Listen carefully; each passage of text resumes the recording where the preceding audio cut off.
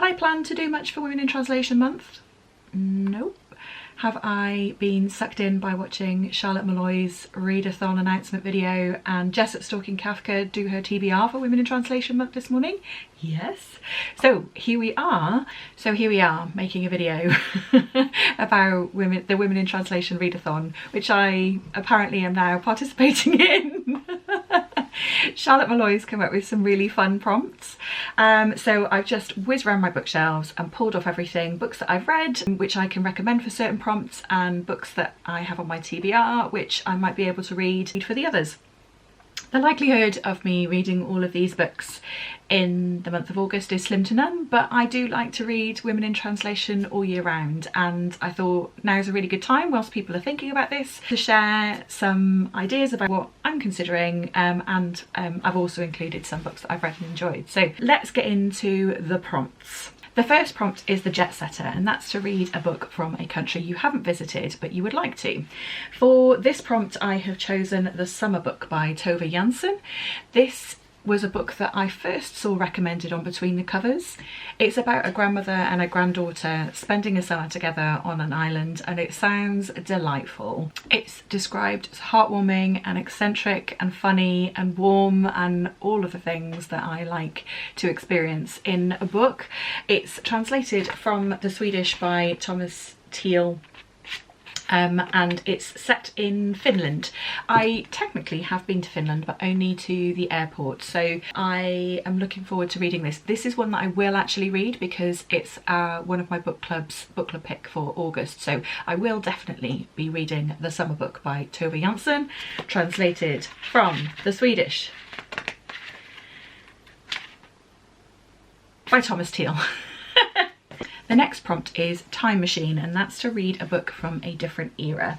I have picked up from my bookshelves Elena Ferrante's My Brilliant Friend. This is translated from The Italian by Anne Goldstein. This has just been announced as the New York Times best book of the 21st century. Like, it was #1. So I already had the Neapolitan Quartet on my radar. It was something that I wanted to try, and this is book 1. So it's about a family, particularly 2 friends and their relationship as they're growing up together. I don't know much else about it other than it's set in the 1950s, so hence it fits this prompt of Time Machine being set in a different era. So that's Elena Ferrante's My Brilliant Friend, translated from the Italian by Anne Goldstein. The next prompt is Cinematic Sojourn. So that's to read a book that has been adapted for film or television. Now, a couple of these have been adapted for film or television, My Brilliant Friend that I just spoke about actually being one of them. However, they fit other prompts. So for this one, I've chosen The Goddess Chronicles by Natsuo Corino. It's translated from the Japanese by Rebecca F. Copeland. This is one that I read a few years ago for Women in Translation Month, I think. It's a retelling of a Japanese myth based on Izanagi and Izanami. It was a really fun read, and it has been translated into a short film called Underground, which featured in the 2018 Cannes Film Festival, I think. I know, I'm clutching at straws, but like I said, I wanted to find a book that technically fit all the prompts. So yeah, The Goddess Chronicles by Natsuo Corino is a really, really lovely Japanese read and a great myth retelling if that's your jam. Our next prompt is Genre Hopper. That's to read a genre that you wouldn't usually pick up. This I have chosen Clara Reads Proust by Stephanie Carlier. This is translated from the French by Polly Macintosh. I have picked this up because I wanted to read it for a reading vlog that I have plans for coming up. So unless I do that reading vlog in August, this probably isn't one that I'm going to read straight away. It's about a hairdresser who is having a bit of a crisis of identity, and one day a customer leaves behind a copy of Proust and she picks it up and starts reading, and it's somehow transformative and changes her life. So it sounds really lovely. I probably wouldn't pick this up, maybe not for the genre, because I'm not even sure what genre you would call this, but this isn't the sort of novel that I would choose to read. I've specifically hunted it out because of a specific thing for the reading vlog. I'm being cryptic and that's annoying, but it sounds a bit twee. Yeah, it's not a book that I perhaps would have chosen to pick up if it wasn't for the fact that it's got a certain element to it that fits the reading vlog. So that's going to be my pick for genre hopper. Playlist pages is our next prompt, and that's to read a book and listen to music from the country where the author is from. So I've chosen The Phone Box at the Edge of the World by Laura Aimee Messina. This is translated from the Italian by Lucy Rand. This is a book that's set in Japan, so I'm thinking I kind of get a two-for-one here, because I can listen to music from Italy and listen to music from Japan. This is based on a true story where there is a phone box in a really rural place in Japan where people go specifically to talk to relatives that have passed away. It's not a magical realism book. I've just watched a reading vlog actually where Something About Rosie read this, and she, like me, thought that this was like a magical realism book where there was a phone box where people could go and actually speak to their dead relatives. It's not that. It's more of a healing thing that people just went to this specific phone box to talk as if they were talking to their dead relatives. Anyway, the characters in this meet at the phone box. That's what this is about. So that's going to be my playlist pages pick, because I'm thinking I can listen to music from Japan and Italy. The next prompt was Curb Appeal, which was to choose a book based on its cover, and for this I'm going to recommend a book that I've recently read, and that's I Who Have Never Known Men by Jacqueline Hartman. This is translated from the French by Ros Schwartz. This was a fantastic little book. It is dystopian and just incredible, and don't ask me anything about it because the less you know going into it the better. Basically describing anything much about this book is kind of a spoiler, but we're starting off in a dystopian future where a group of women are being held captive in a cage underground by 3 male guards, and it's about their story and what happens to them moving forward. You get no answers in this book. It's all ambiguity, but the questions that it evoked and the richness of the reading experience as a result were next level. So really recommend this, and it's got a stunning cover. The next prompt is The Shorty, and that's to read a short story or a novella, and for this I'm going to recommend a really cracking book called Swallowing Mercury by Violetta Gregg.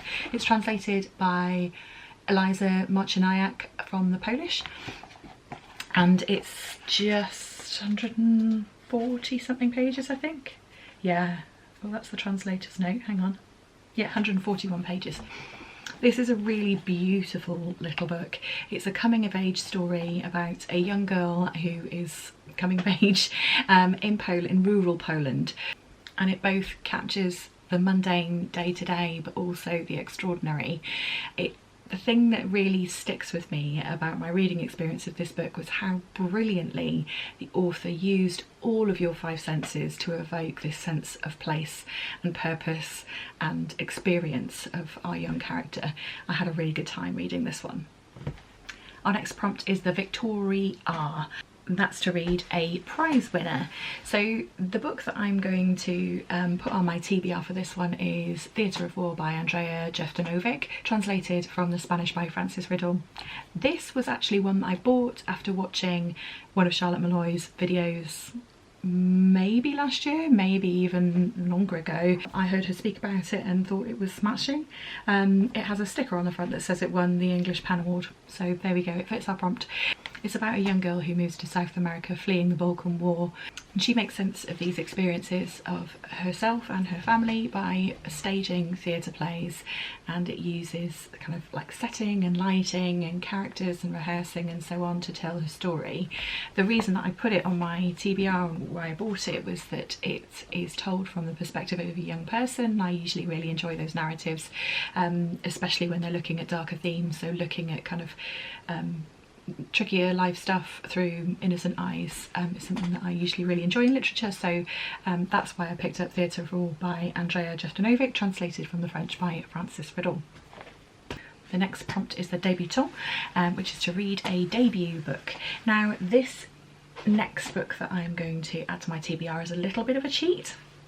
It's The Blue Book of Nebo by Manon Stefan Ross. The reason that this is a bit of a cheat, it is a debut by the way, the reason it's a bit of a cheat is that it's technically not translated.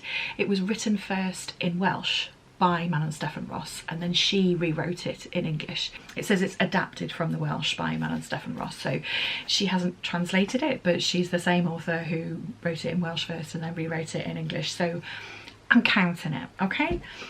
This is a dystopian book set in a future where essentially the world has died and we have a mother and son surviving their final days. It's meant to be super heartbreaking. The reason that I have this on my radar is that Heather from Too Many Heathers read it and raved about it, and then more recently Kayla from Books and Lala read it and raved about it. So it's about bloody time, Kerry, isn't it? So this may well get read actually, The Blue Book of Nebo by Manon Stefan Ross. The next prompt is The High Priestess, and that's to read a book with magical realism. And for this I'm going to recommend one of my favourites, and that's The Madwoman's Ball by Victoria Mass. This is translated from the French. Can she find the page? By Frank Wynne. This is a really short book, so it would fit one of the other prompts too, but it's incredible. It's set in Paris in 1885 and our main character sees ghosts. She sees and talks to the ghost of her dead grandfather, and her family freak out and send her to a sanitarium, but not just any sanitarium. They send her to the infamous Salpêtrière, where Dr. Charcot is experimentally investigating this idea of women's hysteria. And when she arrives at this asylum, she is met with a group of women who are there for all sorts of reasons, which for the most part are clearly not mental health related. It's incredibly moving, it's incredibly powerful and very feminist, and as I say, she sees the dead, so there's that element of magical realism. This book lives rent-free in my head. I still think about it often and would really recommend you read it. All Yours by Claudia Pinheiro, translated from the Spanish by Miranda France, is going to be my pick for the continental prompt. That's to read an author from a different continent to yours. So Claudia Pinheiro is from South America. I read Eleanor Knows and didn't love it. However, this sounds really intriguing and very different to Eleanor Knows, so I'd be really keen to give it a go. It's about a main character who suspects that her husband is up to no good and witnesses him having an affair, and in her following him she also witnesses him killing his mistress. Unbeknownst to him, she decides to come behind him and clean up to make sure that he gets away with it. So it sounds really interesting, and I would be really keen to read this fairly soon. So if this turns out to be my excuse, then so be it. So that's All Yours by Claudia Pinheiro, translated from the Spanish by Miranda France. The last prompt is the groupies, and that's to read Charlotte's group read, which is Eyes' Ballad. I don't know much about it, so I will signpost you to Charlotte's announcement video to check that out if you're interested. There we go. That was my mishmash of recommendations slash TBR for Women in Translation Month. As I said, I'm not likely to get to all of those, but I'll certainly get to one or two of them, and I really recommend you checking out Charlotte's announcement video. If, like me, you benefited from a bit of a prod to read a little bit more Women in Translation, then this is a great place to start. Thank you to Charlotte for organising the readathon and for coming up with some super prompts, and thank you for watching and being here, and I hope to see you again soon.